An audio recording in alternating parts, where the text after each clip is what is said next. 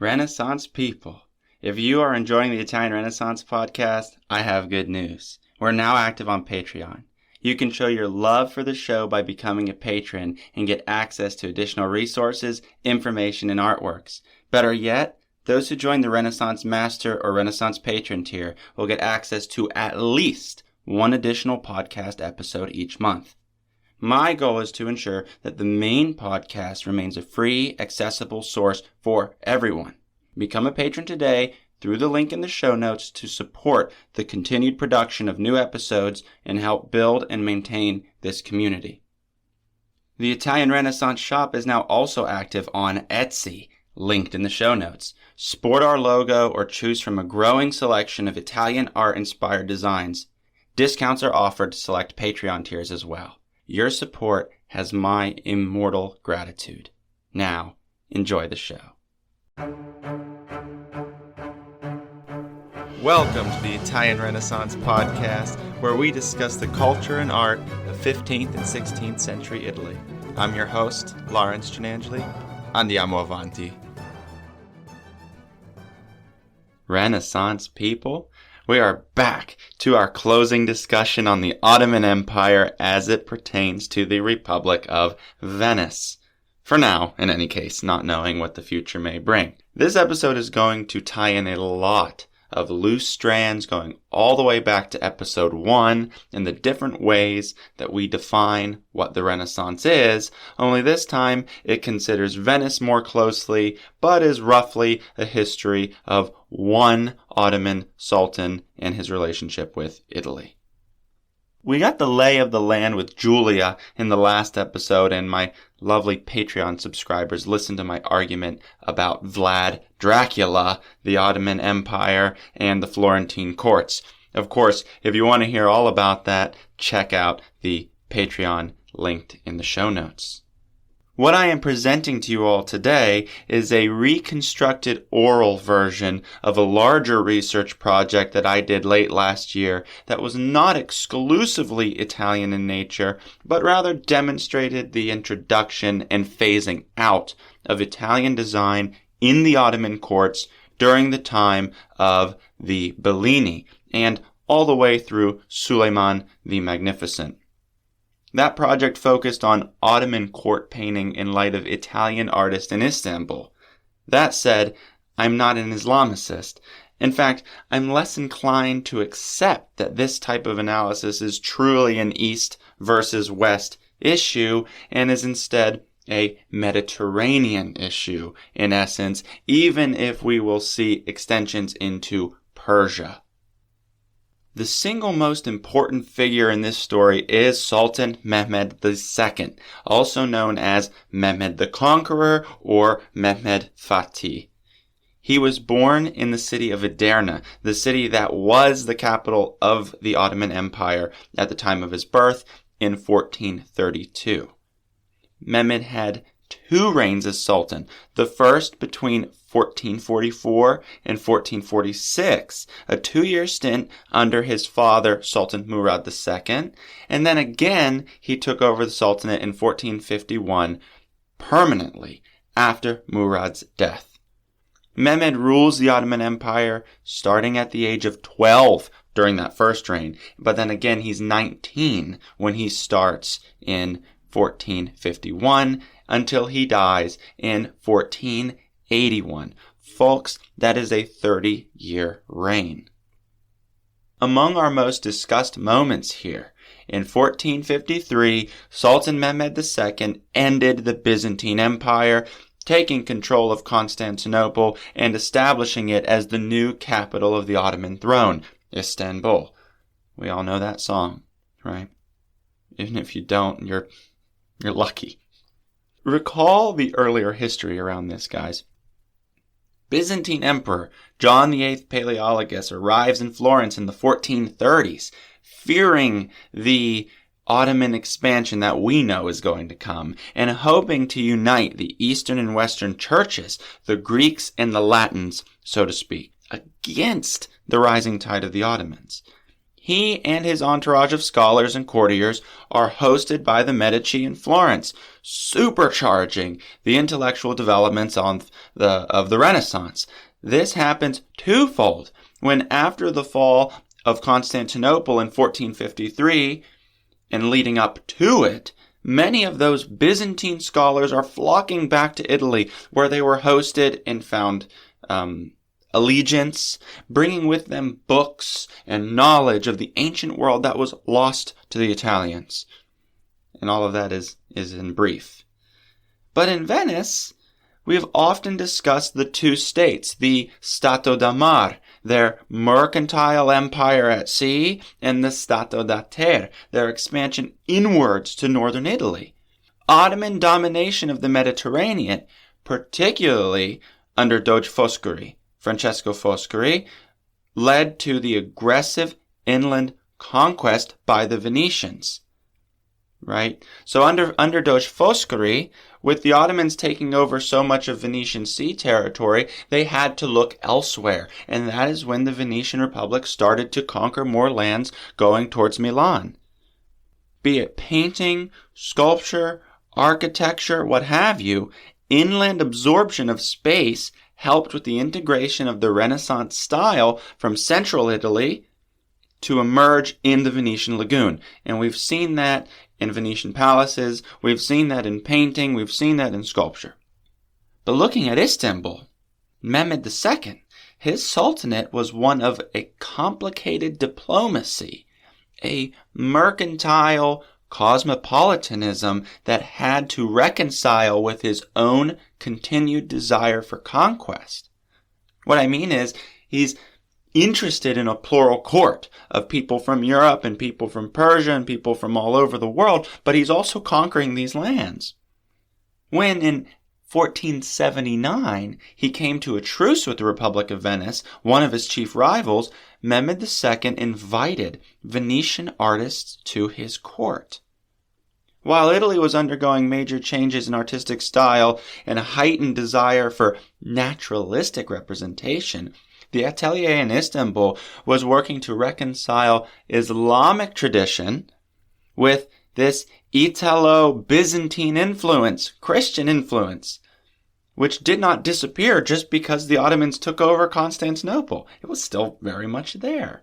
In painting, this remarkable interaction had immediate impact on the arts of this pluralistic court of Mehmed II. However, it was resisted in subsequent sultanates, yielding to the power and influence of a strict determination for an imperial Ottoman style, one that rejected Italian pictorial modes, allowed Persian influence, and focused on unique Ottoman elements.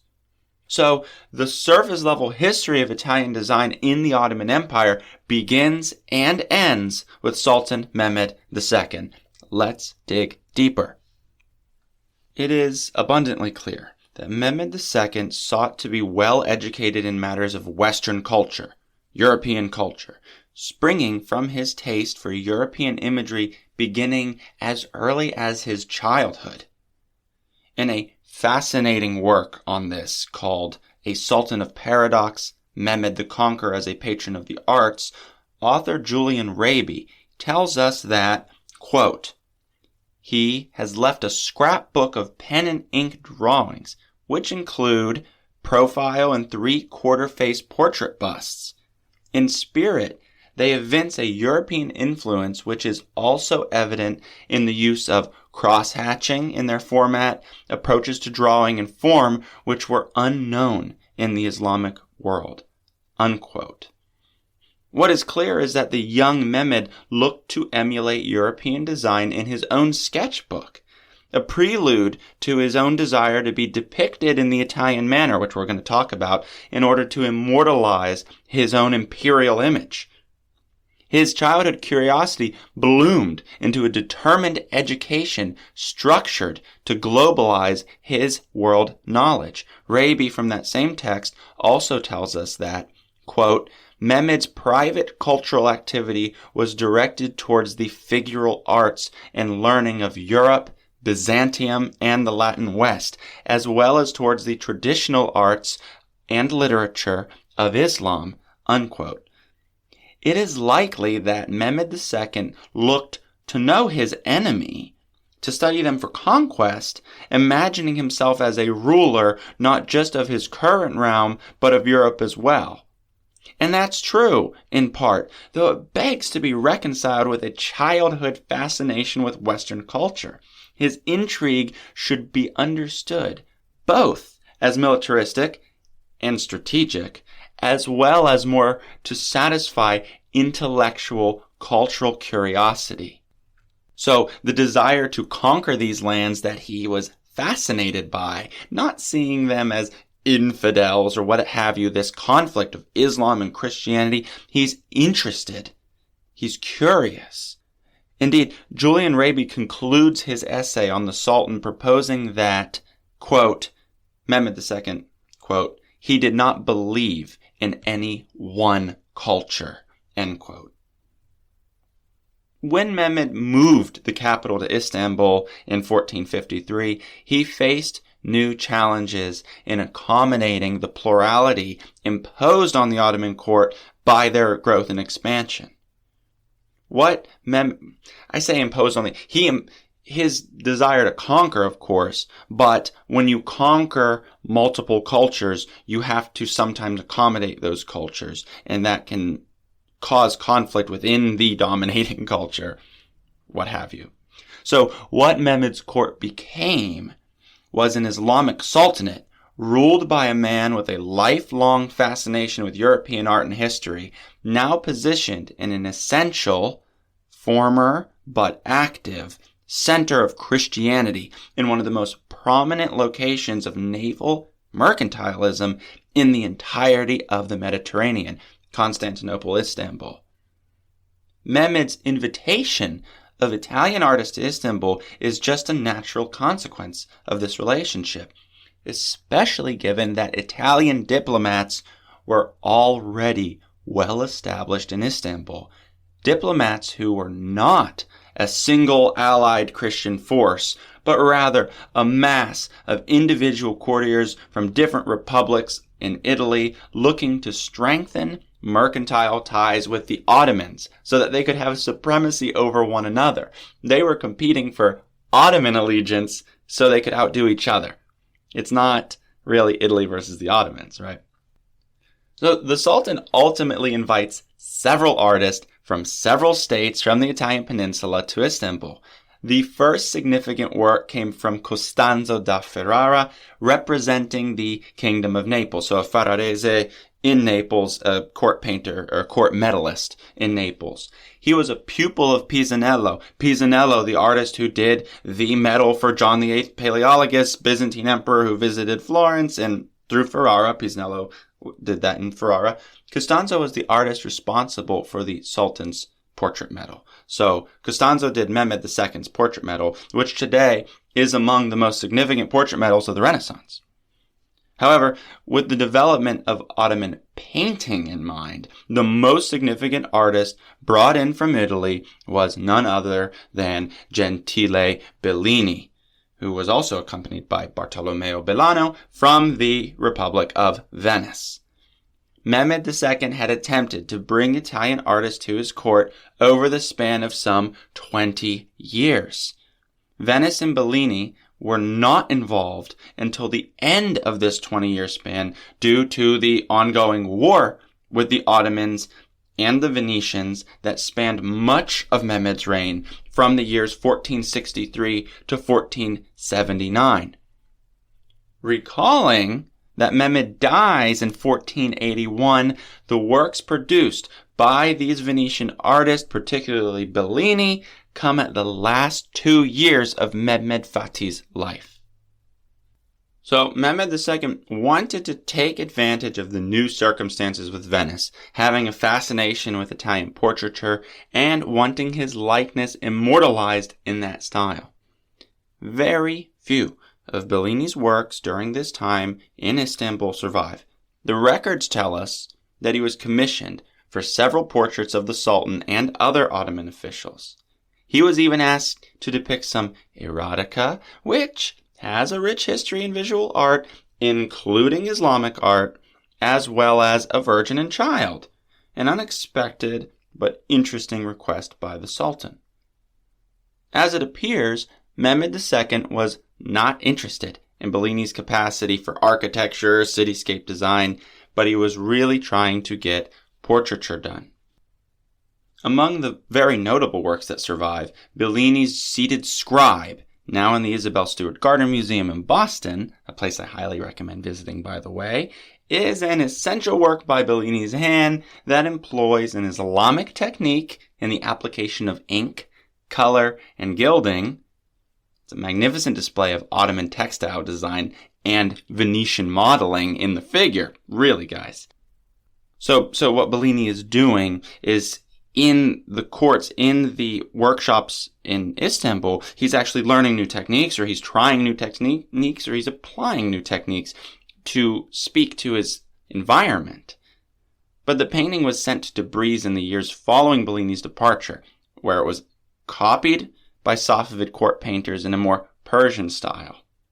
Though in Mehmed's court, the Ottoman watercolor titled Mehmed II Smelling a Rose from around the same year, 1480, replicates the seated posture, which is a traditional Eastern position for rulers. But he places him in the three-quarter pose, which is following Bellini's own portrait of the Sultan. So the three-quarter pose comes in from the West, but the seated ruler is an Eastern trope. The conventions of the work position it as definitively not of Ottoman design, showing a brief and momentary influence that Bellini may have had on artists in the court. Brief and momentary, keep that in mind.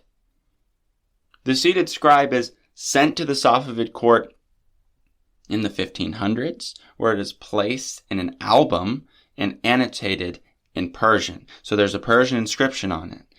I got the translation of that annotation from the Isabel Stewart Gardner Museum website, which reads, "The work of Ibn-i Mu'azzin, who is among the well-known masters of Europe." Now, folks, there is actually an entire and very fascinating linguistic reason that the name Bellini is written phonetically and pronounced Mu'azzin in Persian, something to do with the M, something to do with the Z's, but I do declare that he is named in this annotation Bellini Mu'azzin. I'm sure there's some scholarship on that can clarify for those who want to dive deeper. So let's look at this work. While the other Ottoman page that I said he was in three-quarters pose, Bellini's Seated Scribe is in profile. And like I said, he's using an Islamic ink application paint technique. This is just a page, okay? So when you go to visit the Gardner Museum and you're looking for it, it's not some grand painting hanging on the wall. It's in a little piece of glass. It's really easy to miss. But he goes in with this rich, decorative textile design. The figure is turbaned, and he's drawing.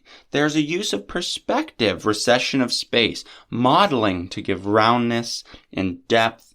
This is not a standard Ottoman painting by any means, but it is all the iconography and technique of Ottoman painting.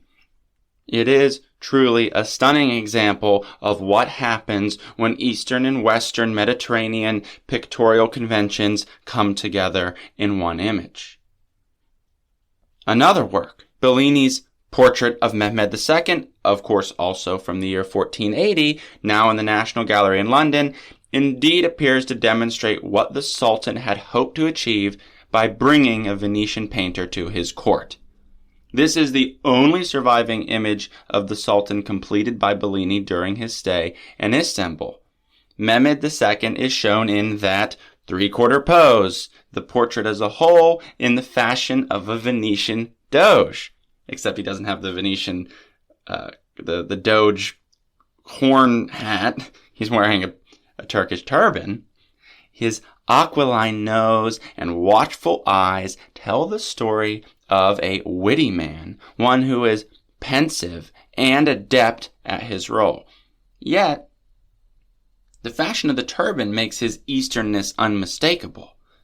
A most intriguing detail is that Bellini includes a painted inscription of the Sultan, calling him the Victor Orbis, the conqueror of the world. Was this a request from the Sultan himself for his portrait? Was Bellini playing the courtier and trying to flatter his patron?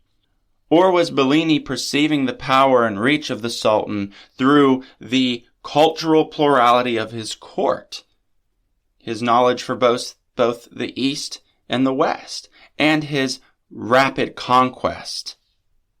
I don't know. You decide.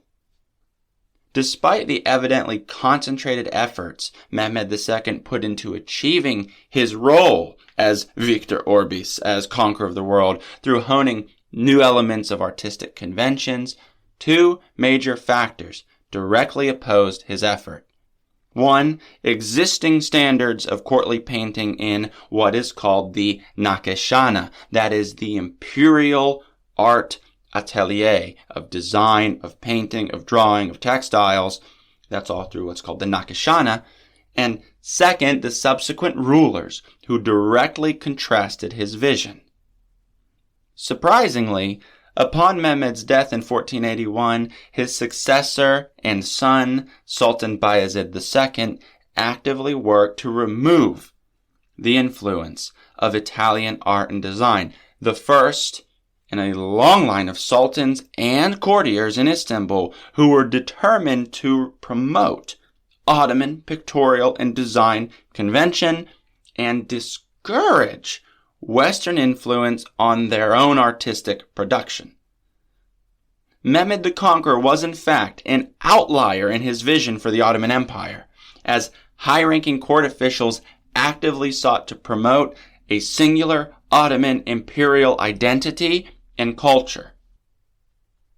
Mehmed's vision for plurality in the court was practically swept under a gorgeous Anatolian rug when his son took the throne upon his death.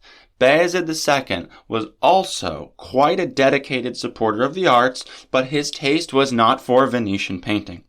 Scholars maintain that Bayezid II did in fact either sell or gift his father's Italian works, possibly as a means by which Bellini's portrait of Mehmed II returned to Venice in the 16th century, just as his seated scribe left Istanbul and landed in the design workshops in Persia.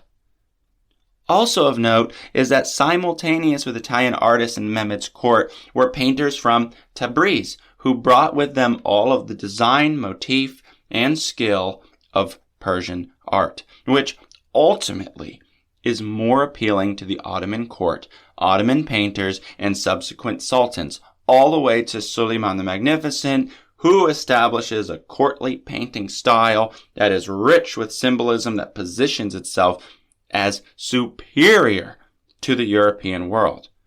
Indeed, Suleiman's Grand Vizier Rustam Pasha had an active hand in deliberately opposing Italian design as far as textiles are concerned through the Nakashana, looking to manicure a deliberate anti-Italian Ottoman imperial style. When surveying the impact of Italian cultural influence on Ottoman painting, what becomes abundantly clear is that from Mehmed II's employment of Italian artists to painting that happens under Suleiman the Magnificent, the cosmopolitan Ottoman court made deliberate choices as to which varieties of artistic style they would allow to infiltrate their blossoming court design. Mehmed's fascination with the West was not shared by his son, by his grandson, or his great-grandson, or their courts, or even his own court, all of whom made deliberate moves of supremacy over the Italian and European artistic mode. It was the desire of the flourishing Ottoman Empire to achieve maritime and mercantile control. They did this through conquest, but also through painting with a style that has roots in Persia, but not wholly, blatantly ignoring the Italian design references provided by Costanzo, by Bellano, and by Gentile Bellini, and further the import of Italian textiles, often out of Florence.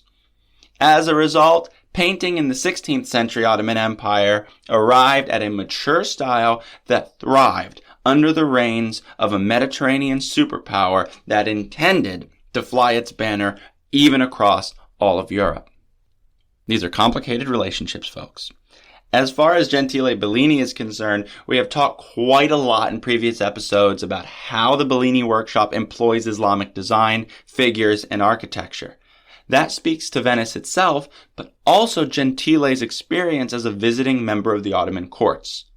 When you dive deeper, you will often come across large claims that the Italian Renaissance had no impact on Ottoman painting, which I have just demonstrated I believe to be untrue. Not only was it central to the reign of Mehmed II, the vehement reaction against it in subsequent reigns is in itself a type of impact or influence. I also want to clarify that this is not a position of Western superiority, but instead a demonstration of a larger idea around Mediterranean art in the Renaissance period as opposition to strictly separating Islam from the West. For further reading on this, I highly recommend Bellini and the East, a text by Caroline Campbell and Alan Chong, which is out of the National Gallery in London. We talked about a lot of art today. I will be updating the Instagram and Facebook, so be sure please to like and follow us there. For Patreon patrons, I'll be posting and uploading additional reading materials and articles on this, so stay tuned for that. I want to thank you all for listening and supporting this project as we continue to grow and expand the scope and abilities of this show. Until next time, my dear listeners, arrivederci.